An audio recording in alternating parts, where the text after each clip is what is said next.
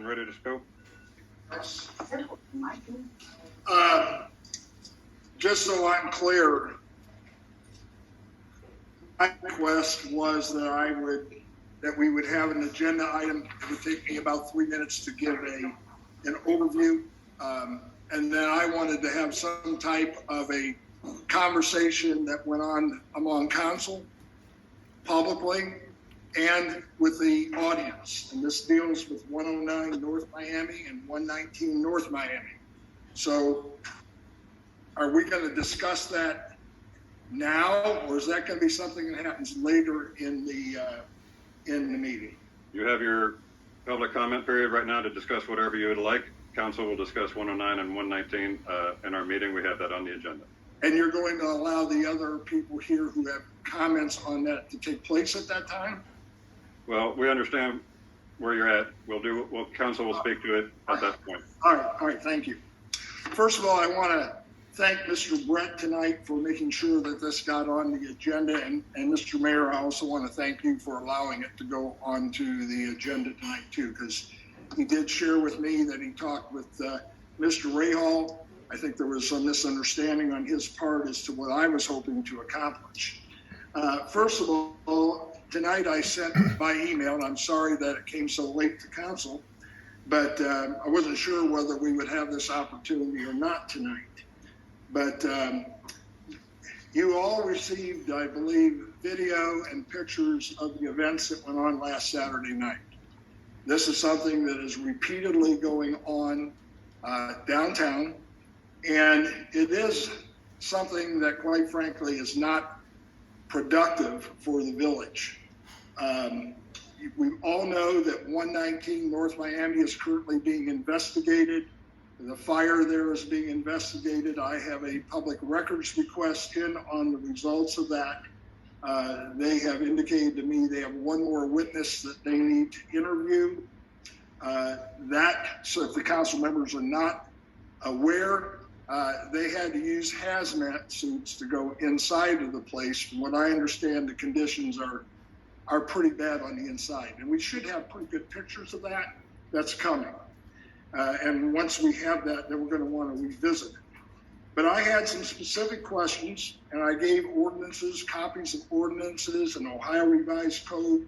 All the people here have copies of it tonight. You should have copies. If you don't have it with you tonight, it's in your inbox at your email addresses.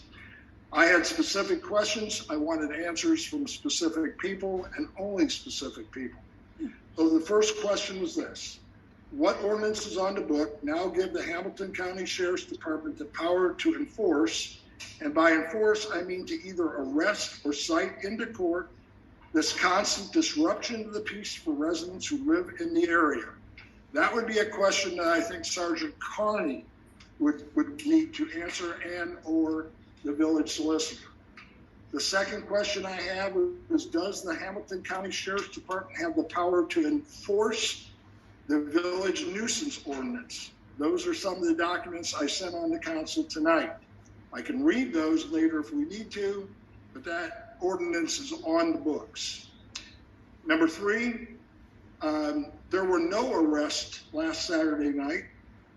There needs to be an explanation from the Sheriff's Department as to why or why not. It certainly was a disruption. It was disorderly conduct.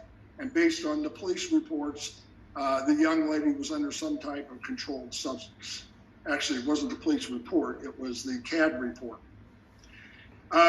If there have been no arrests or charges in that area, we'd like to know what the Sheriff's Department is going to do to control the situation. And then number five, if the current ordinances are not sufficient, then we need to know what the village solicitor proposes that the village council enact to control the problems at that location. So those were the questions I sent in advance to council. I do want to reference beyond ordinance that was passed by the village council and is still on the books. There is also, please finish your thought here. There's also the Ohio Revised Code 705.79, powers and duties of the mayor. The mayor of a municipal corporation organized under this section shall see that the laws and ordinance are enforced. That is your job according to the Ohio Revised Code. There is another code which gives you sheriff's powers, the same type of powers that the sheriff of Ohio has. Those are included in your packet. So I would like to hear the answers to the questions that I have requested and sent out in advance. Thank you. Thank you. Any others would like to speak tonight? Anyone else want to speak tonight? I would like to ask Mr. Burkholz a question. Go ahead.